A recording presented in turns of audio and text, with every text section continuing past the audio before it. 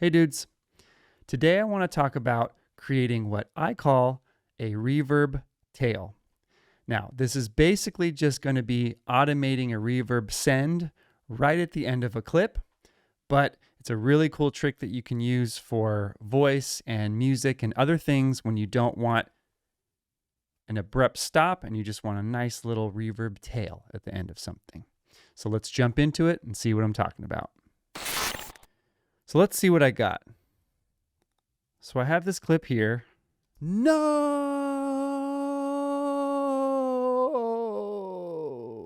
Some pretty awesome acting. This would be maybe a moment in the movie that you want to get really impressionistic and you want to like have this reverb tail kind of like build up as I'm screaming no, and then maybe the movie or scene cuts to black or something exciting like that. So all we have to do is click on the reverb send of the track. So if you don't have one, you need to add one. And if you're already feeling confused, there should be a video flashing across the top right now about how to create a reverb send. So you can catch up on that. But basically all this is an audio track with an audio clip in it, a send that goes to this Reverb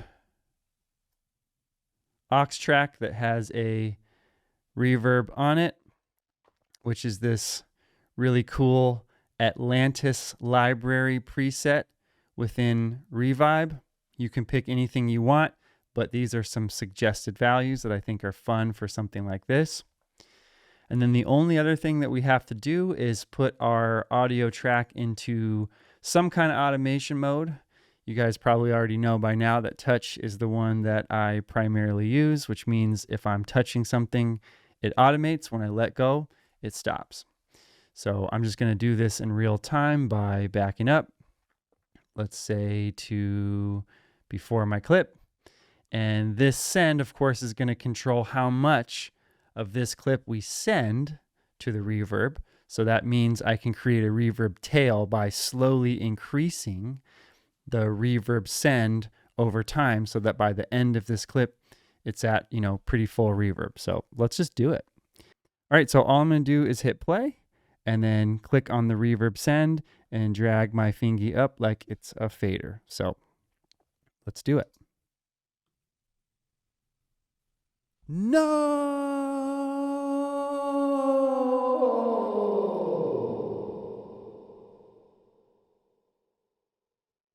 Let go at any time whenever you're ready to let go.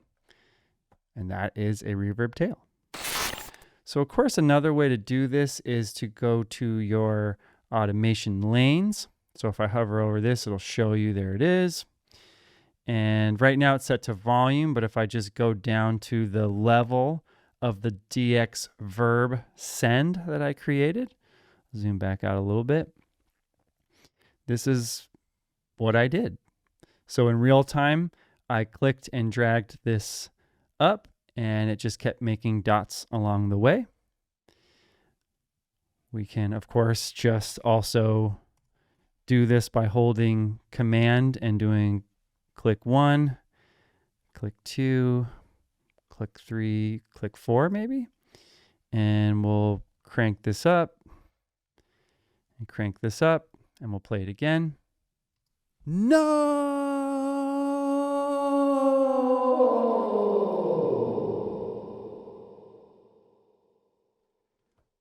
So cool. Pretty similar results. I think I just pulled this up slightly earlier when I was doing it by clicking and dragging, so I could just move the automation dot back. No!